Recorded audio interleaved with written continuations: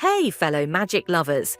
Today we're diving into a thrilling comparison between two powerful supernatural forces, Voldemort's Horcruxes from Harry Potter and the Gabamnotehs from men, Djinn and angels.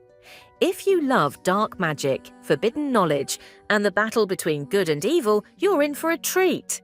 Hello there, I'm Archer, an expert on the mystifying Gabamnoteh. We first encounter a Horcrux in Harry Potter and the Chamber of Secrets, hidden within Tom Riddle's diary.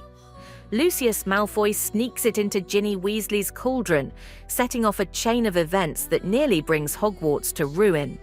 The diary, infused with a fragment of Voldemort's soul, manipulates Ginny into reopening the Chamber of Secrets, releasing the dreaded basilisk. But how did it become a Horcrux? Many years earlier, young Tom Riddle murdered Myrtle Warren, aka Moaning Myrtle, and used her death to split his soul, trapping a fragment inside the diary, thus making it immortal. Now let's shift gears to men, Djinn and angels, where we meet something eerily similar, yet even more terrifying, the Gabamnoteh. Unlike Horcruxes, which are created through dark rituals and murder, Gabamnoteh are formed when a Ginny is ripped apart, severing its chakra energy, the very essence of its supernatural life force. The first Gabamnoteh comes into existence when the shape-shifting Silat, Miltka, returns from the Buddhic realm with a dangerous misconception. He believes he has discovered a way to surpass the Lemurian cult, led by a Gallia-Rept using stolen chakra energy. But he is wrong. His ambition leads to a horrifying discovery. Chakra energy can only be extracted from a Ginny through violent dismemberment. And when a Ginny is torn apart, the severed pieces, now called Gabamnoteh, can remain conscious, influencing their new hosts. Sound familiar? Think about Voldemort's locket.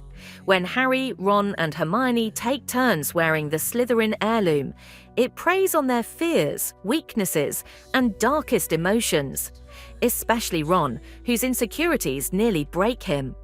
In men, Djinn and angels, Gabamnotehs work in a similar way, except instead of being stored in objects, they attach to a person's soul, passing from generation to generation.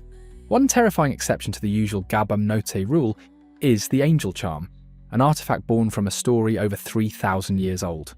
This tale unfolds during King Solomon's hunt for Djinn, when he discovers a powerful Nephilim named Euron, born from the unholy union of two Djinn and a witch named Alcimede. As angels wage war against Nephilim, Euron fears for his life and performs a desperate ritual sacrifice to save himself. His soul fractures into 3 Gabamnoteh, which are then hidden inside unborn human hosts. Fast forward to King Solomon, who learns of a dying man possessed by one of these Gabamnoteh. He sends his general to capture it using a magic ring, trapping the essence in a flask.